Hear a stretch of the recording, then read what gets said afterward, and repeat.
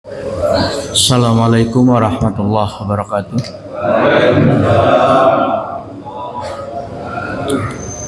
Alhamdulillahirabbil alamin. Alladzi hadana li hadza wa ma kunna linahtadiya laula an hadanallah. Asyhadu an la ilaha illallah wahdahu la syarikalah. Asyhadu anna Muhammadan abduhu wa rasuluh. Allahumma shalli ala Muhammad wa ala alihi wa sahbihi wa man tabi'ahum bi ihsanin ila yaumiddin. Amma ba'd, wa qala ta'ala fi kitabil karim wa huwa asdaqul qailin. A'udzu billahi minasyaitonir rajim. Bismillahirrahmanirrahim. Ya ayyuhalladzina amanu taqullaha haqqa tuqatih wa la tamutunna illa wa antum muslimun. Wa qala Rasulullah sallallahu alaihi wasallam, qul amantu billahi tsumma istaqim. Shadaqallahul azim wa sadaqa rasuluhun nabiyul karim wa nahnu ala dzalika minasyahidina wasyakirin. Jamaah yang dimuliakan Allah Subhanahu wa taala, alhamdulillah, patut kiranya kita senantiasa memanjatkan puji, bersyukur kehadirat Allah Subhanahu wa taala atas nikmat karunia-Nya yang senantiasa dianugerahkan kepada kita semua. Mudah-mudahan insyaallah kita selalu dibimbing dengan hidayahnya, menjalankan perintah-perintahnya dan menjauhi larangan-larangannya. Mudah-mudahan kita selalu berada dalam pengendalian diri yang sedemikian rupa sehingga insyaallah memiliki sikap yang setia dan amanah menjadi hamba-hamba Allah Subhanahu wa taala. Amin rabbal alamin.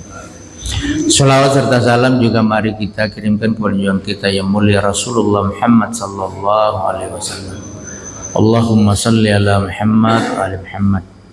Mudah-mudahan kita tetap istiqamah sebagai umatnya di dalam menghidupkan sunnahnya dan memelihara nilai-nilai keteladanannya di dalam perilaku kehidupan sehari-hari. Amin ya rabbal alamin. Kaum muslim jamaah rahimakumullah, sekarang kita sudah berada di pekan pertama Rabiul Akhir ya. Nah, tapi kalau di Jabodetabek biasanya peringatan Maulidnya itu kapanpun bisa. Jadi tidak selamanya Rabiul Awal. Nah, sebenarnya satu hal yang sangat penting itu kan perilaku karakter Rasulullah sallallahu alaihi wasallam yang kita pahami, misalnya sidik, amanah, fatona, tabligh, al-amin ya dan seterusnya. Kalau hanya sekedar nama, istilah ya tidak susah, bahkan anak-anak kita juga sejak di pelajaran pertama tentang agama Islam dari sekolah dasar itu sudah disampaikan dan otomatis biasanya tidak susah menghafalnya. Nah, yang tidak mudah itu adalah mewujudkan isi dari perilaku karakter meneladani Rasulullah Muhammad sallallahu alaihi wasallam. Itu yang tidak mudah tuh. Jadi bagaimana sidik itu ditunjukkan, sikap amanah menjadi identitas, kemudian fatonah dan tabligh itu mewarnai perilaku dalam setiap aktivitas yang justru mempersaksikan diri sebagai umat Rasulullah Muhammad sallallahu alaihi wasallam. Ini tidak mudah karena dia kan menyangkut bagaimana perwujudan perilaku yang konsisten ya. Nah, jadi mirip kalau ditanya Bulak Sentul tuh di mana? Oh, sini. Jadi kalau saya tuh gampang, pertigaan Jalan Jamblang, Robugel menuju ke Kaliabang Tengah tuh, lewat sini tuh. Itu alamat. Nah, tapi tentang Bulak Sentulnya seperti apa, kalau orang nggak tinggal, nggak merasakan kehidupan interaksi ini, nggak bisa jelaskan tuh Bulak Sentul. Nah, mirip tuh kalau ditanya Apa sih karakter Nabi? Yang umum kan 4 itu ya, sidik, amanah, fadl. Dibilang sidik itu apa? Nah itu namanya, istilahnya. Tapi mewujudkan hakikat perilaku yang terukur terkait dengan itu yang tidak mudah. Nah makanya jamaah sekalian, mengambil makna pelajaran atau ibrah dari suatu peristiwa, nilai-nilai keteladanan dari satu tokoh, itu memang membutuhkan upaya yang sungguh-sungguh, karena dia meliputi banyak aspek. Jadi misalnya kalau hanya menyebut nomenklatur daftar nama, itu hanya levelnya pada hafalan. Nah,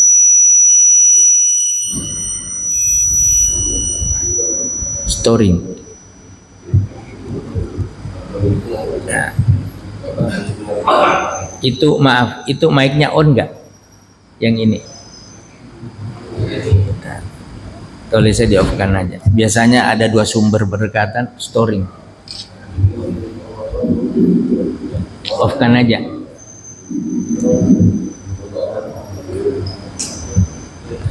Nah, jadi jamaah sekalian, sebenarnya sidik, jujur dan benar, itu paling tidak 2 aspek tuh. Jadi yang pertama memahami karakternya, yang kedua bisa mewujudkannya. Nah kalau menyangkut memahami itu kan hanya persoalan ilmu ya, persoalan ilmu, penjelasan, definisi dan seterusnya. Sedangkan menyangkut perwujudan perilaku ini berkaitan dengan mujahadah, kesungguhan yang meliputi unsur-unsur pribadi yang ada pada orang yang bersangkutan. Jadi misalnya hari ini mengatakan A, kemudian bisa mewujudkannya, itu kan butuh perjuangan. Kalau hanya menyebut daftar istilah, itu hanya hafalan. Lantas mengikuti Rasul itu kan totalitas ya, baik dari sisi pribadi maupun dalam kehidupan sosial, bahkan tata kelola negara pemerintahan.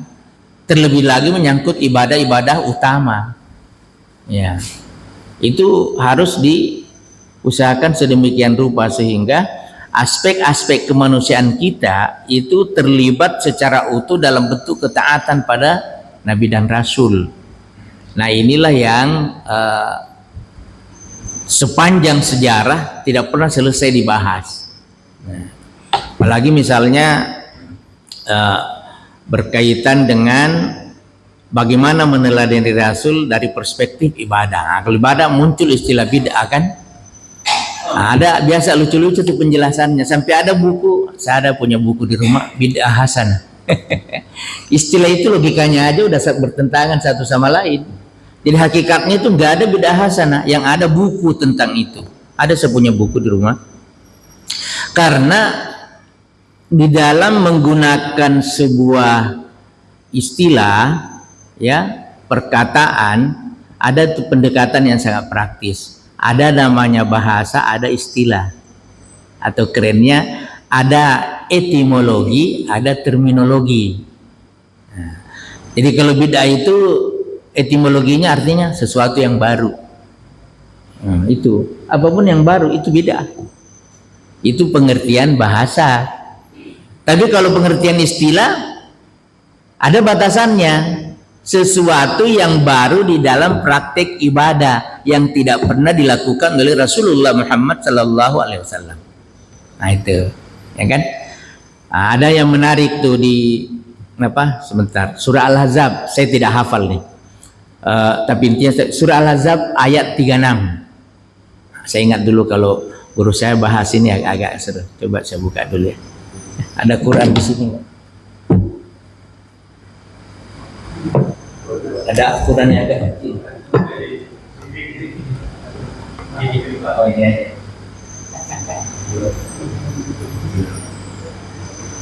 Ada di situ yang kecil. Ada ini. Oh ada. Ya makasih Pak. Nah, tentang bagaimana komitmen setiap Al-Ahzab surat 33 ayat 36.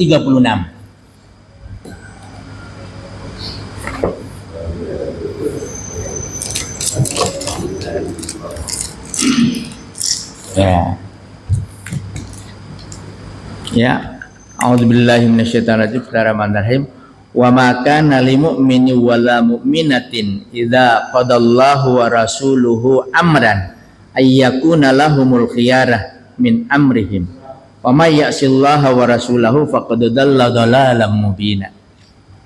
Nah, jadi tidak ada hal yang pantas bagi seorang mukmin laki-laki maupun perempuan ketika Allah dan Rasulnya telah memutuskan sesuatu tentang suatu urusan, ya, tidak ada pilihan ayyakuna lahumul khiyara min amrihim, dari urusan itu tidak ada pilihan lain kecuali ikut. Wa may ya'sillaha wa rasulahu faqad dhalla dhalalan ba'ida. Barang siapa bermaksiat pada Allah dan Rasul, sungguh dia telah sesat dengan kesesatan yang nyata. Ya, saya ingat tahun 80-an dulu teman-teman di ini kalau dikaji ini agak-agak seru. Ya, nah, jadi bagi orang yang beriman tidak ada pilihan kecuali Rasul. Ya, nggak ada pilihan. Persoalannya sejauh mana tahu Rasul.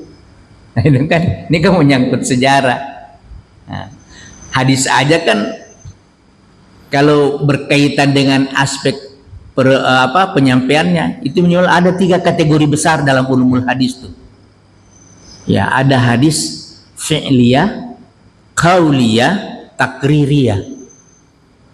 Dan ini sejarahnya menarik karena dari si pengelompokannya aja ketahuan. Jadi kalau fi'liyah itu perbuatan, fi'lun. Jadi bahasa pengantar dalam periwayatannya itu jelas karena perbuatan disaksikan oleh sahabat. Ra'aitu Rasulullah sallallahu alaihi wasallam titik-titik dan seterusnya. Aku melihat, berarti perbuatan. Aku melihat Nabi begini, begini dan begini. Itu hadis fi'liyah. Yang kedua qauliyah, perkataan, berarti didengar. Periwayatannya bunyinya begini. Sami'tu Rasulullah sallallahu alaihi wasallam bla bla bla dan seterusnya. Aku mendengar, berarti perkataan.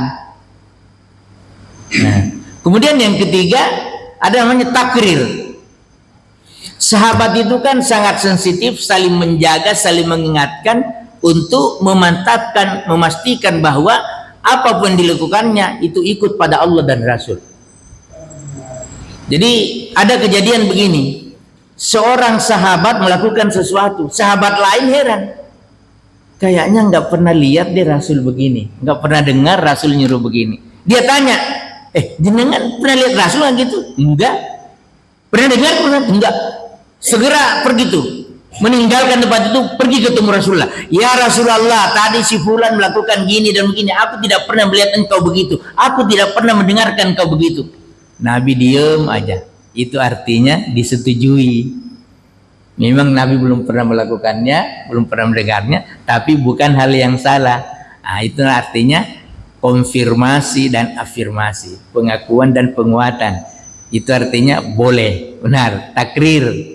Nah, takririyah. Nah, ini menarik juga kalau dibahas. Jadi orang yang bisa melakukan sesuatu dengan kemudian disebut kategori takrir itu orang cerdas dan ketaatannya pada Nabi luar biasa. Kalau yang hanya perbuatan itu kan dia lihat langsung. Jadi dia bisa melakukannya karena dia lihat Nabi melakukannya. Jadi tidak butuh kemampuan yang terlalu tinggi untuk melakukan semacam pemahaman, pengkajian. Jadi yang dibutuhkan ketaatan yang tangguh. Kalau yang kedua, kauliyah, itu dibutuhkan kecermatan dan pemahaman. Sementara yang ketiga dibutuhkan ketaatan tingkat tinggi dan juga pengetahuan tingkat tinggi dan kejujuran untuk mewujudkan apa adanya. Orang cerdas. Yang model hadis yang ketiga ini paling banyak itu dari Ali bin Abi Thalib radhiyallahu an. Karena apa kata Nabi? Ana Madinatul Ilm wa Aliyum babuha. Aku adalah kotanya ilmu dan Ali adalah pintunya. Baik Abu Bakar As-Siddiq radhiyallahu an maupun Umar bin Khattab dan seterusnya itu semua ngakuin Kalau persoalan ilmu itu Ali bin Abi Thalib. Sampai kata Umar, lah kalau saya bukan karena Ali, saya lenyap, saya nggak ada apa-apanya. Itu banyak sekali pengakuan. Nah, itu luar biasa pendidikan Nabi pada sahabatnya ya. Nah kemudian sebenarnya ya, ketaatan pada Rasul itu istimewanya karena meliputi segala hal, terutama dari sisi pencerdasan itu tadi. Kalau orang betul itu pada Allah dan Rasulnya, orang itu akan menjadi figur-figur unggulan, ya, figur-figur unggulan.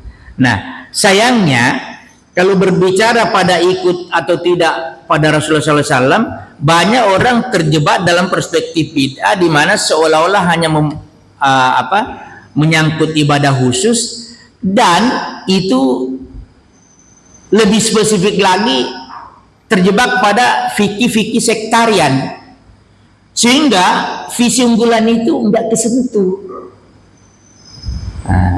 Padahal di surah Al-Anbiya ayat surah 21 ayat 107 itu ini yang disebut dengan visi kerasulan. Wa ma arsalnaka illa rahmatan lil alamin. Ya. Seperti sekarang nih, kenapa orang berdebat luar biasa di PBB? Ya karena nggak ikut ayat ini. Ini berita terkini, Prabowo kan bicara di PBB kemarin. Sayangnya masih menawarkan two state solution. Sewilayah itu kawal aja, tapi dia udah Palestina harus merdeka kan. Nah, jadi Donald Trump mulai diobok-obok kemarin tuh, terutama oleh Presiden Kolombia Gustavo Petro mengenai genosida di Palestina kan gitu. Ya, jadi kalau figur rahmatil alamin masuk itu sebenarnya. Nah, hanya banyak orang menyatakan diri pengikut Rasul karena siapa juga sih kalau ngaku Muslim pasti mengikut Rasul, hanya dalam realitasnya kualifikasi ikut pada Rasul itu tidak mudah terpenuhi. Ya, seperti misalnya mengenai bid'ah, ada dua jebakan di situ, terutama dari si pemahamannya. Pakai HP bid'ah apa bukan? Jangan, Nabi nggak gitu ya. Jangan pakai HP dong. Jadi dari sisi etimologi bid'ah itu artinya sesuatu yang baru, tambahan, ya. Kemudian dari sisi terminologi itu ada batasannya. Bukan sesuatu yang baru dalam segala hal. Khusus pada ibadah mahdah. Jadi yang dikatakan bid'ah itu adalah sesuatu yang baru, tambahan terkait dengan ibadah mahdah yang sudah ditunjukkan oleh Rasulullah SAW. Maaf nih saya berdiri. Misalnya sholat, kalau salam ya begini aja, nggak usah tangan dibuka begini, nggak ada tuntunannya. Di kampung saya banyak dulu begitu. Assalamualaikum warahmatullahi wabarakatuh. Buka pintu surga. Buka juga dong neraka. Gitu. Jadi itu saya di kampung saya nih yang saya cerita. Ya. Nah terus gini sebenarnya nggak masalah aja mas kalian, karena kan niatnya itu baik tuh. Semua yang dilakukan paling ketika sholat pasti dalam rangka mendekatkan diri kepada Allah. Biasanya kita maklum itu karena belum paham aja. Siapa sih yang mau melanggar aturan ibadah padahal nggak ada, hanya karena belum paham. Makanya biasanya menjelaskannya juga kita harus punya komunikasi yang itulah pentingnya tadi sidik tuh. Makanya Nabi kan maaf orang kafir itu termasuk bilang Muhammad itu al-amin. Karena memang Nabi tidak membeda-bedakan orang. Kalau mau jujur kepada semua orang, bukan kepada orang kafir dia tidak jujur, semuanya jujur itu Nabi. Makanya dia diakui al-amin. Nanti nyampaikan Al-Quran baru sebut al-majnun, orang gila. Padahal yang bilang al-amin sebagian dari mereka juga yang bilang al-majnun itu sebagian dari mereka juga yang bilang al-amin pada awalnya, karena sudah bergeser kepentingan. Nah itu. Nah jadi banyak saudara kita, saya nggak usah terlalu jauh, di kampung saya saja, karena saya dari kecil. Jadi saya ini Bapak Ibu sekalian, nggak apa-apa saya sebut. Saya itu kalau di kampung dulu pasti lahir dari keluarga NU, kemudian belajar di Muhammadiyah, kemudian masuk HMI, kemudian Dewan Dakwah Islamiyah Indonesia. Jadi alhamdulillah semua bentuk saya itu ikuti. Nah, yang menarik itu saya dulu pengurus termuda Dewan Dakwah Islamiyah Indonesia Sulawesi Selatan tahun akhir 80-an tuh, yang didirikan oleh Pak Natsir kan. Di situ ketemu semua kita, NU, Muhammadiyah, Al-Wasliyah, ada semua di situ. Jadi saya itu menimba ilmu dari para senior-senior tuh. Sampai pernah dibawa pergi berdakwah ke Mangkutana, itu Luwu bagian utara. Saya satu-satunya anak muda, yang lain orang tua semua. Jadinya semua jadi guru saya kan. Itu saya senangnya dulu. Kalau nggak gitu saya nggak bisa jadi begini, Bapak Ibu sekalian. Nah jadi ada itu hadis yang sering sekali diungkap, banyak sih. Coba saya ini ya, Bapak Ibu sekalian, biar ada satu hadis yang agak seru lah terkait dengan ini, baru kita bahas dalam perspektif ilmiah. Gampang sih dicari. Ini kalau buka hadis-hadis tentang bid'ah ada 11 nih. Saya sebut aja yang nggak panjang, yang biasa dikutip oleh sejumlah saudara kita, ustadz kita. Ada hadis riwayat Bukhari, Muslim, Nasai, ada semua. Wa yahdillahu fala mudilla lahu wa yudlil fala hadiyalah. Kita tahu nih di ayat juga nyambung. Barang siapa yang ditunjuki Allah, enggak ada yang bisa menyesatkannya. Barang siapa yang disesatkan Allah, enggak ada yang bisa memberikan petunjuk. Ya, inna sadaqal hadisi kitabullah. Ya, sesungguhnya perkataan yang benar kitab Allah. Wa sanal hadiyah hadiyum Muhammad sallallahu alaihi wasallam. Sebaik-baik petunjuk yang ada pada Muhammad. Kemudian ini yang sering kita dengarkan, wa syarrul umuri muhdatsatuha. Nah, perbuatan yang buruk ya berupa tambahan, wa kullu muhdatsatin, setiap yang tambahan itu yang baru bid'ah. Wa kullu bid'atin dalalah, setiap yang bid'ah itu sesat, wa kullu dalalatin finnar. Ini sering kita dengar kan disampaikan. Dan setiap sesat itu neraka. Dalam pengertian apa? Ibadah mahdah. Nah, makanya saya tahun 80-an dulu sudah sering diskusi teman-teman. Istilah bid'ah hasanah itu bertentangan satu sama lain dengan dua kata yang membentuknya. Kalau bid'ah kan baru dalam pengertian ibadah madah. Kalau hasanah baik, nggak ada bid'ah yang baik. Kalau bid'ah yang nggak baik. Saya tahun 80-an saya ingat. Ya, apalagi maaf saya kan anak teknik. Jadi kita terbiasa berbicara dengan tolok ukur yang ketat. Ya, jadi anak-anak teknik itu kajian Islam, belajar ke IAIN itu tahun 80-an. Guru bahasa Arab saya itu dulu dekan Fakultas Adab, orang Bima, yang belajar anak teknik dan fisik datang ke sana minta belajar hadis, belajar bahasa Arab. Nah, jadi bid'ah itu tambahan sesuatu yang baru terkait dengan ibadah mahdah itu, ya. Jadi dalam kehidupan sehari-hari yang bukan ibadah madah itu bukan bid'ah. Pakai HP bukan bid'ah. Ya.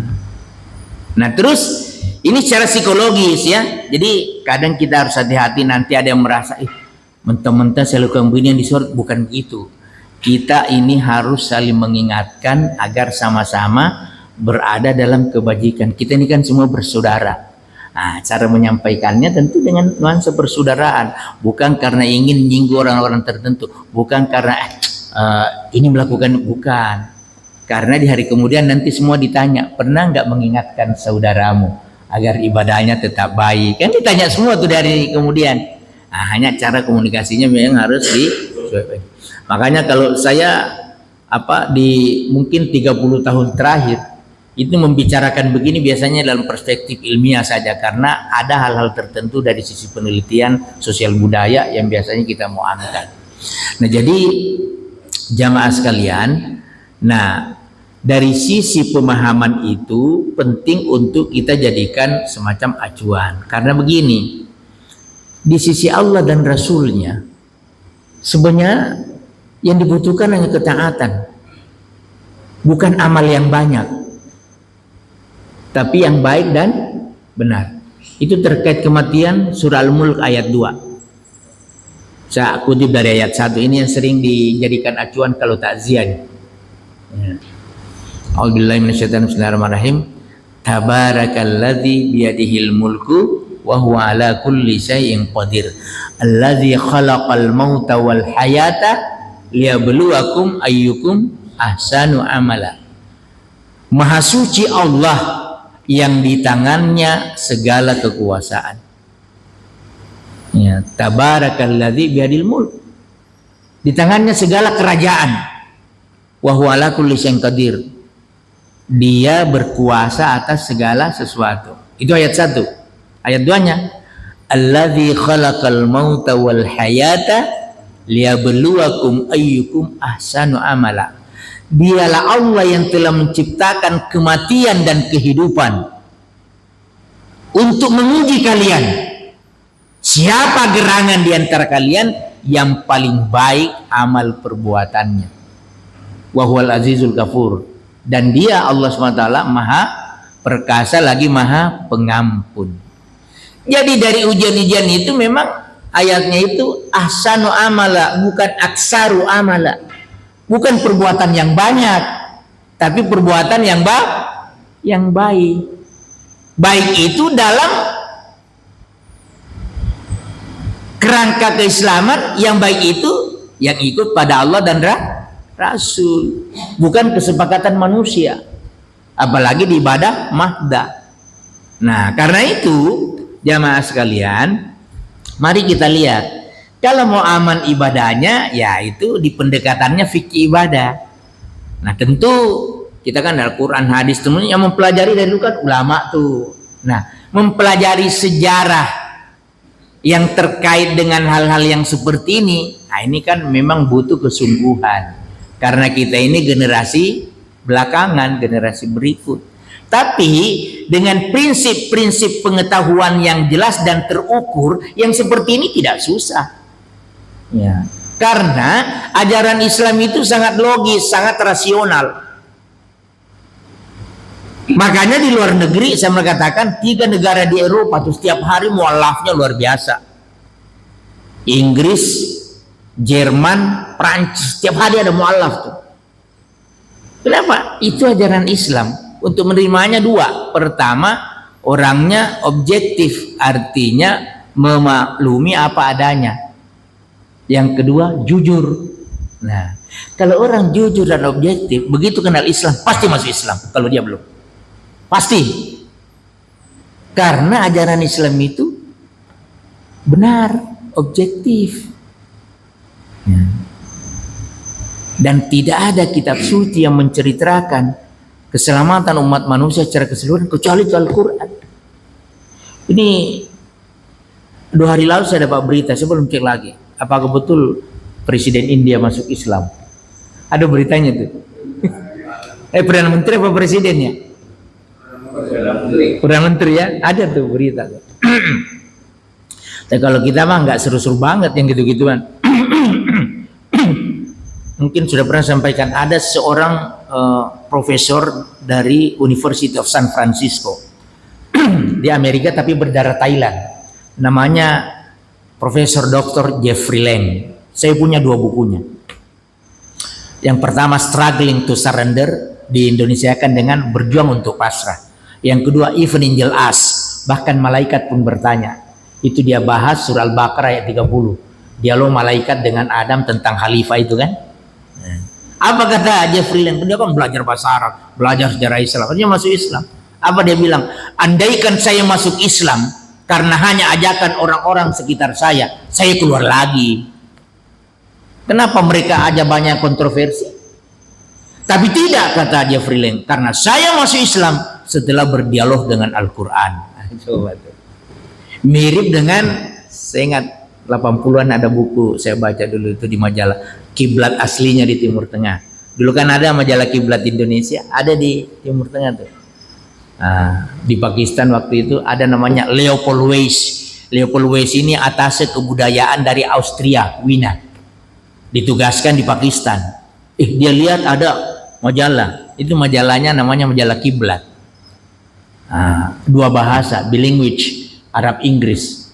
Akhirnya dia belajar bahasa Arab tuh, Leopold Weiss tuh. Karena penasaran. Akhirnya dari situ dia pelajari Al-Quran. Kemudian masuk Islam. Bukan hanya masuk Islam, tapi membuat buku-buku legendaris dan monumental tentang Islam, termasuk tafsir. Jadi setelah belajar bahasa Arab, mempelajari Al-Quran, masuk Islam, ganti nama. Leopold Weiss menjadi Muhammad As'ad. Dan ada paling tidak ada 2 buku terkenal yang dia bikin. Yang pertama, The Glorious Meaning of the Holy Quran. Ya, makna suci dari Al-Quran. Itu tafsir. Dan ada Islam on the Crossroad, Islam di persimpangan jalan. Itu Muhammad Asad, yang nama aslinya adalah Leopold Weiss dari Austria, Wina. Begitu membahas kata takwa di Al-Quran, sering saya kutip nih, itu luar biasa. Jadi kalau di bahasa Inggris itu kan takut diartikan afraid lah, khawatir apa segala macam. Dia tidak sebut takwa tidak. Takwa is the obedience to the duty of Allah. Dia jelaskan begitu. Takwa itu adalah rasa taat, komitmen ketaatan untuk selalu mewujudkan apapun yang diperintahkan Allah Subhanahu wa taala. The obedience to do the duty of Allah. Itu kalau dia bahas tentang takwa. Itu biasa juga dikutip oleh Abdullah Yusuf Ali dalam bukunya The Holy Quran. Nah, itu yang ini tafsir. Nah, jadi kalau orang dengan kejujuran dan sikap objektifnya paham Al-Quran, itu masuk Islam dia. Semua begitu. Nah, makanya Roger Graudi dari Polandia masuk Islam. Itu nanti di usia ke-50 tahun. Dan selama itu menjadi komunis, di tokoh komunis itu. Itu Roger Graudi masuk Islam. Marmaduke Pickthall itu di Inggris. Dia nggak mau ganti namanya, hanya ditambah satu kata di depan, Muhammad Marmaduke Pickthall. Belum lagi ada tokoh perempuan namanya Margaret Marcus. Ketemu Abu Lalal Maududi, ada bukunya tuh, surat menyurat antara Maryam Jamila dan Abu Lalal Maududi. Karena setelah masuk Islam dia ganti nama, Margaret Marcus diganti menjadi Maryam Jamila, Maryam yang cantik. Ya, itu inti dari ajaran Islam. Nah, karena itu jamaah sekalian, kalau berkaitan dengan perspektif ibadah khusus, kita nggak perlu ribet-ribet. Itu Al-Mulk ayat 2. Kita tidak diminta melakukan ibadah yang banyak. Yang diutamakan ibadah yang baik, yang benar. Ahsanu amala. Nah, memang kalau banyak dan baik lebih bagus lagi kan? Banyak dan benar. Tapi kalau tidak bisa, dahulukan benernya, jangan banyaknya. Nah, itu diambil dari ayat itu tuh. Nah, kemudian jamaah sekalian, ya, di dalam perwujudan ibadah mahada pasti ranahnya nanti ranah fikih. Nah, disinilah kita mempelajari tafsir Al-Quran, hadis, bagaimana penjelasan ulama, hadis-hadis sahih. Dan itu sebenarnya tidak susah. Karena standar dari pelaksanaan sholat saja misalnya itu kan ada dan mudah. Itu yang seperti yang saya bilang tadi. Saya sejak SD tuh kadang bertanya-tanya, kenapa ya ada orang tua di samping saya kalau sholat salam kok tangannya dibuka? Itu saya masih SD tuh. Nah, ya kan? Nah, kemudian misalnya nih contoh, kita pergi, ini bagian dari fardu kifayah. Saya ini udah sepekan ini berapa jenazah yang saya misal pergi mengantar jenazah ke kuburan.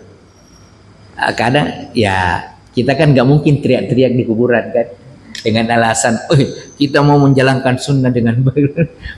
Kalau kita ini di sana, wah ini mau berantem mau jadi kan macam-macam juga ya, terpulang ke yang dia yakini kan. Nah, memang dibahasnya mesti bukan di kuburan, karena di sana itu kondisi sudah krusial. Kalau membahas itu bukan majelis ilmu di sana, hanya penyaksian, ngambil pelajaran. Jadi yang sering saya saksikan nih, dan sama sekali tidak ada tuntunannya, masuk ke liang lahat itu kan yang dibaca Bismillahirrahmanirrahim, itu kan yang dibuka semuanya tuh. Terus ada yang azan, mana ada tuntunannya azan di liang kubur? Nggak ada. Tapi kan kalau ditegur di situ apa jadinya? Ada tuh, ada dari keluarga juga biasa. Kenapa begitu? Nah, itu sudah. Jadi yang harus dipahami dari sisi kearifannya, kita kan harus arif, bijak. Yang pertama bahwa dia melakukan itu pasti karena dalam rangka mewujudkan ketaatan. Jadi kaitannya pemahaman ilmu. Nah, yang mengerikan adalah kalau ikut-ikutan. Allah Subhanahu wa taala tidak pernah memerintahkan ibadah apapun kepada hambanya sebelum ada tuntunan, sebelum ada iman malah. Gak ada tuh orang disuruh salat tanpa iman. Ini menarik sebagai hikmah pembelajaran dalam Islam itu. Jadi kalau orang belum punya pengetahuan, memang belum punya kewajiban.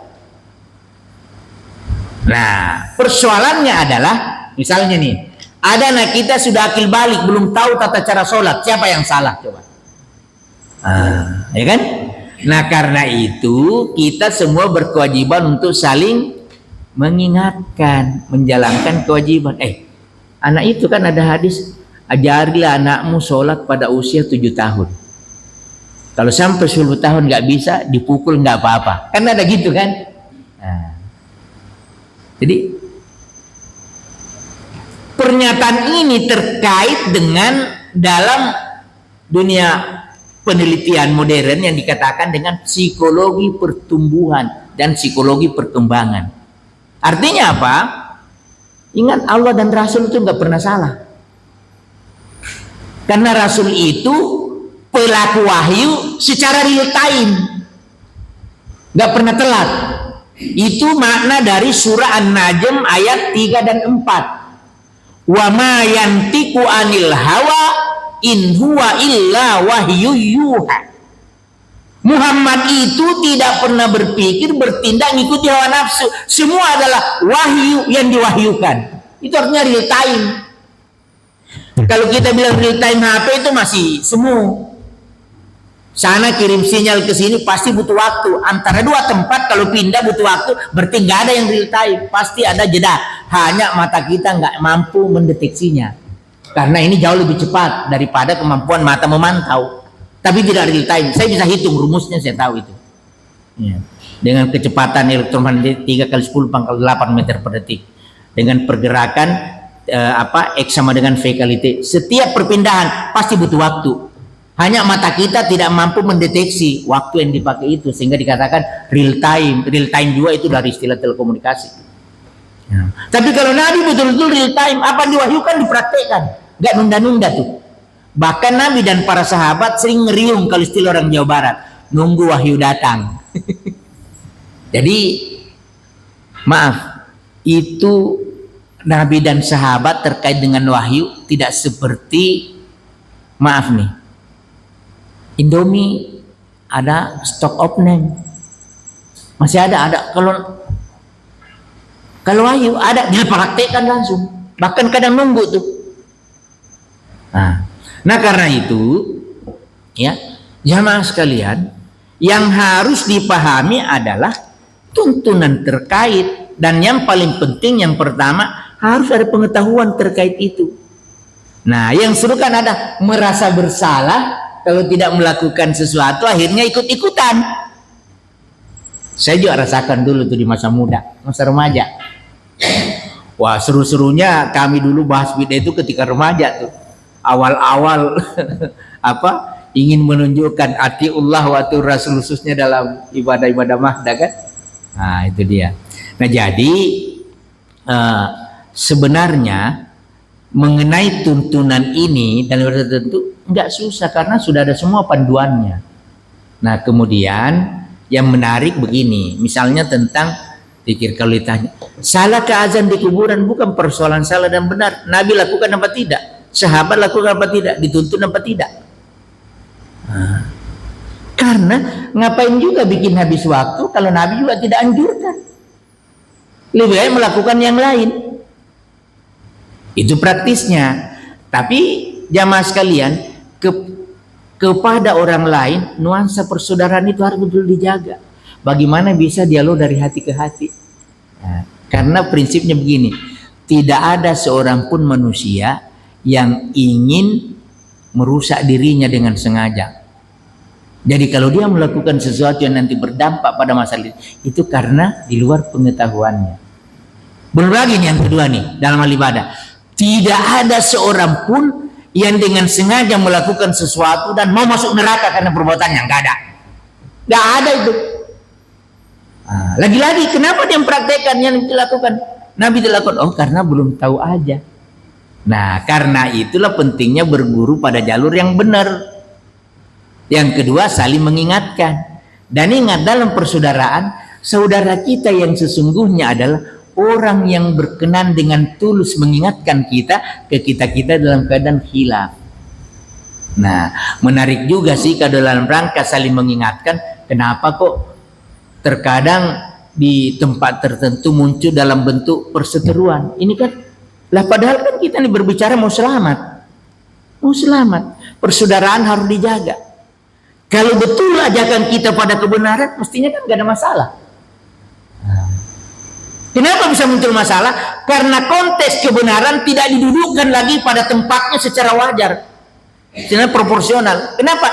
Bicara kebenaran bukan karena mau memahami kebenaran. Bicara kebenaran karena mau siapa yang terkenal, siapa yang tidak terkenal, siapa yang diundang ke sana, siapa yang tidak diundang.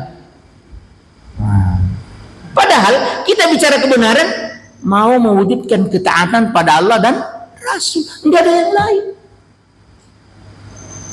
Nah, hanya kan ada begini, oh data kami banyak, kalau kamu begitu nggak bakal diundang ke sono. Jadi bukan lagi kebenaran, bukan lagi kebenaran. Sama sekarang, kenapa suruh-suruh KPK dan haji? Karena bukan lagi haji yang dibicarakan, politik anggaran. Makanya jadi masalah. Politik anggaran. Orang ngantri sampai, kalau Bekasi 25 tahun kayaknya ya, daftar haji, antrinya 25. Tiba-tiba ada hanya 2 bulan, alasannya furoda. Tentunya bukan paronda ya, furoda.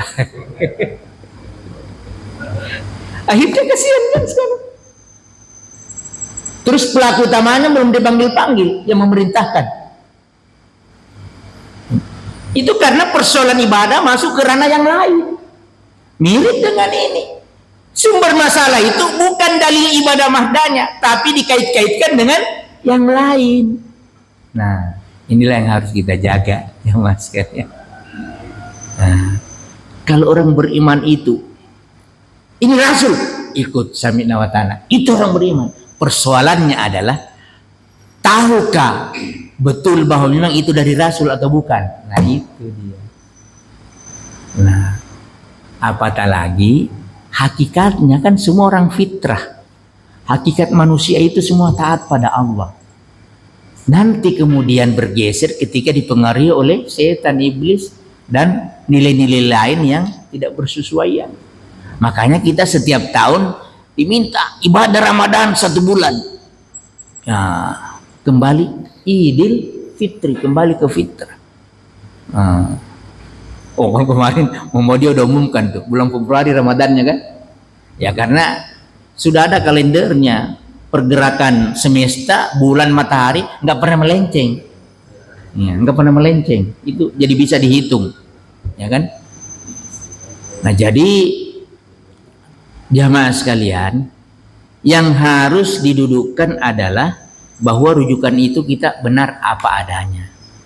Kita tidak boleh ikut-ikutan. Lebih baik menunda, tidak, ini khusus untuk ibadah mahdah ya. Lebih baik menunda tidak melakukan karena belum jelas dasarnya, daripada melakukan tapi hanya ikut-ikutan. Itu kalau ibadah mahdah. Persoalannya orangnya mau apa tidak. Nah, kan itu. Jadi kita juga dalam menyampaikan kebenaran harus bijak tuh. Nah, yang penting kewajiban kita lakukan dengan sebaik mungkin, kita hantarkan dengan baik. Dengan apa?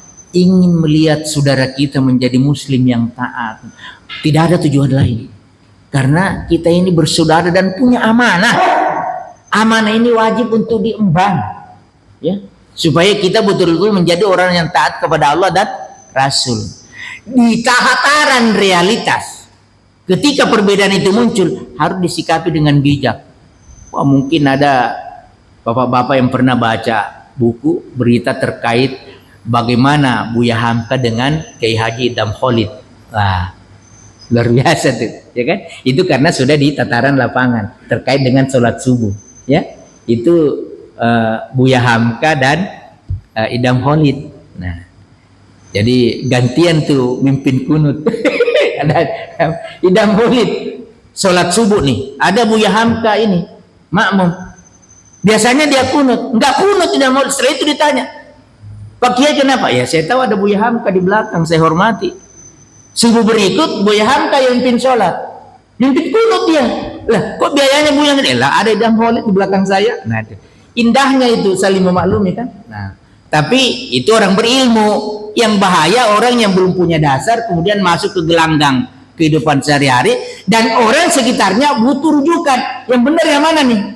Kalau tadi kan kasusnya nggak akan terjadi seperti itu. Jadi ini juga harus kita bedakan konteks. Nah, coba kalau nggak ada yang jelaskan, jadinya Idam Ali dan Buya Hamka membingungkan orang banyak kan?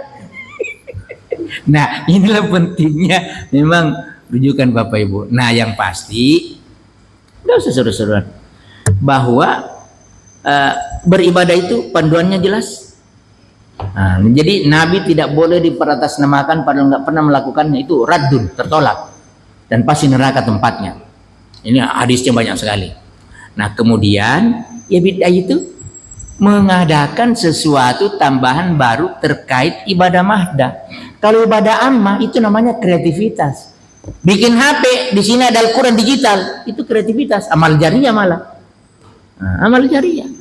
Jadi bahkan yang namanya pembaruan itu perlu diproduksi sedemikian rupa melalui ijtihad, mujahadah dalam rangka pengembangan kehidupan berbudaya sebagai pengembangan dari taat pada Allah dan Rasul. Coba kalau Iran nggak bikin rudal hipersonik, balistik, nggak mikir-mikir tuh Netanyahu kan? Kata orang Sunda Netanyahu katanya. Iya, karena tidak cukup dengan doa, butuh rudal. Nah, kalau tidak ada pembaruan dari sisi teknologi, coba. Nah, karena itu jamaah yang dimuliakan Allah Subhanahu Wa Taala, mari kita jernihkan ibadah kita dengan sikap objektif, istiqomah dan kesungguhan untuk belajar terus untuk memastikan bahwa apa yang kita lakukan dalam ibadah mahdah persis sesuai tuntunan Rasul. Dan yang kedua, jangan berhenti berkreasi ya dalam muamalah ibadah mahdah dalam rangka mengembangkan kiprah keislaman untuk rahmatan lil alamin. Saya pikir demikian ini yang perlu kita camkan. Kalau kita sih mungkin nggak terlalu, terutama untuk generasi kita supaya punya pegangan. Saya ingat betul dulu, kalau saya nggak belajar ini udah jadi bingung saya. Kan mulai dari SD sampai mahasiswa itu orang-orang sekitar dan sampai hari ini ya memang pintu masuk untuk kerana seperti tadi butuh sikap kritis, ketaatan dan ketangguhan untuk mewujudkannya ketika sudah memahami. Setelah itu harus tangguh di dalam kontroversi karena sekitar kita macam-macam ya, dengan tetap tulus untuk melakukan yang terbaik, saling mengajak kepada kemaslahatan. Saya pikir demikian. Billahi taufiq wal hidayah. Assalamualaikum warahmatullahi wabarakatuh.